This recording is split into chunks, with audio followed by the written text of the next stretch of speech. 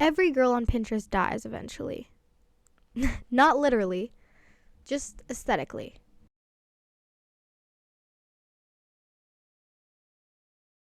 Aesthetics always existed. We just didn't call them that. The 60s had the flower children, the 70s had disco, the 80s had shoulder pads, perms, and guys named Todd who worked on Wall Street doing lines in the club bathrooms. The 90s had grunge, which I like to call sad in plaid.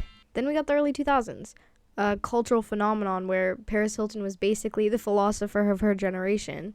And in 2010, oh boy, did it escalate. Hipster style, Tumblr, mustaches, bacon, side part hair, and the highest waisted skinny jean pants known to man. Hey, all those people that got mustaches like right here on their fingers, where are y'all at now? Where are y'all at?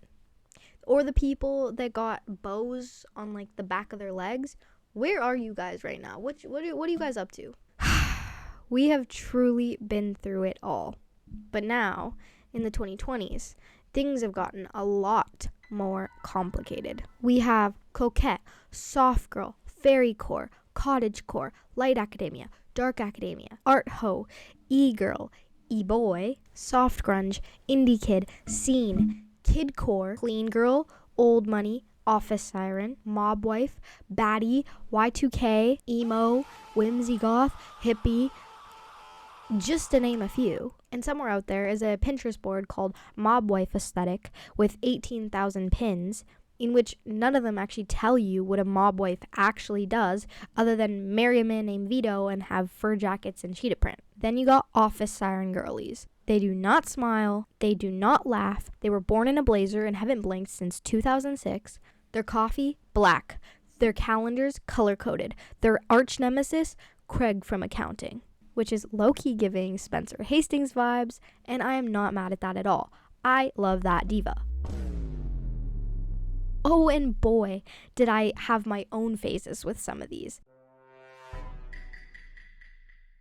Now, I could show you every dark corner of all of my many identity crises, but some things are just too powerful, too dangerous, too scheduled for next week's video.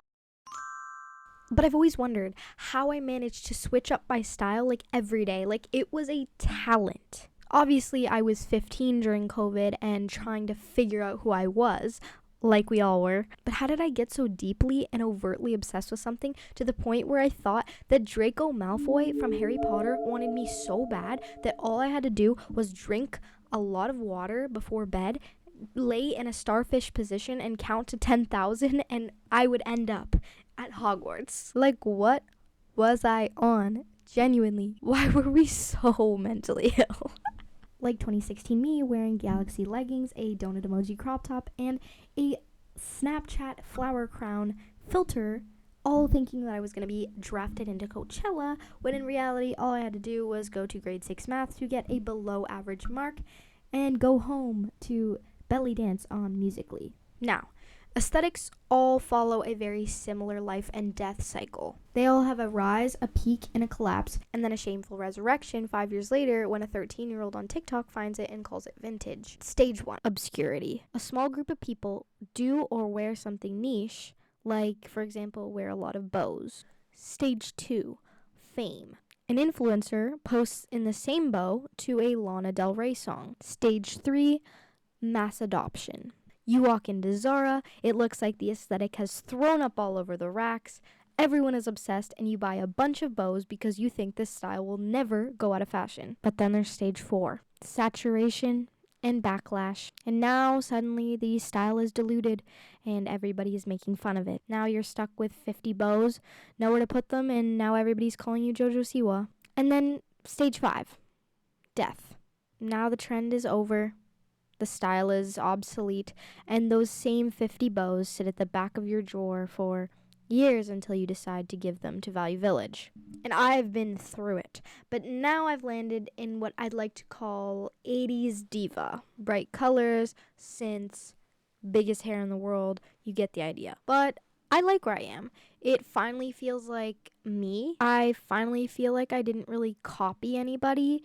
Because I feel like I've always really been into 80s stuff, and this is kind of like the most authentic style that I've ever had, in my opinion. But when I look back, I am so embarrassed that I could fold into another dimension. Why did I wear so much blush?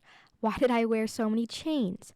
Why did I hate my life so much that I wanted to go to Hogwarts? But what's even scarier than my shifting era is that I'm realizing that we are aging into being the next millennials. There's been so much backlash with millennials versus Gen Z style, where Gen Z has relentlessly bullied millennials for years. Side parts, ripped skinny jeans, saying stuff like adulting, being Disney adults. They have been the internet's chew toy for like a decade. Now that I've reached the pearly gates of almost being 20, I'm realizing that our time is coming, guys. Like yesterday, I got called Unk. Fear that the prophecy is being fulfilled as we speak. But past that, I think that there's something really comforting about aesthetics, like labeling yourself so you don't feel like as much of a mess. We do that. We divide. Like I said in my last video, division feels comfortable for us. Putting ourselves into boxes feels way more comprehensible than staring into a big empty void of I don't know who I am. And at the end of the day, wearing a long flowy skirt and pretending to be married to a guy who whittles spoons is cheaper than therapy. But it's actually beautiful in a girlhood rite of passage way. Because girlhood is sometimes just shape-shifting into a bunch of micro-identities until you land on one that feels like home. So yeah, every aesthetic dies. But if she's lucky, she's reborn like a phoenix from the ashes of another aesthetic trend cycle. And forget she ever wore a chevron skirt with combat boots, like a war criminal. It happens. Let her rest. But check back in with me next week, because I fear my next aesthetic will be picked by the algorithm and I will have no say in the matter. Anyways, hi, I'm Isabella, and thank you for letting me rant and joining me today. If you liked today's video, you should hit that like button because it really helps me out. And next week, I'm going to be doing a really fun video, so tune in for that. And like always, if you had fun this week, you should subscribe because I guarantee you'll have fun next week. Because I do post weekly every Monday. Go on. Anyways, it was lovely to see you, and I hope you have an amazing week. Bye-bye.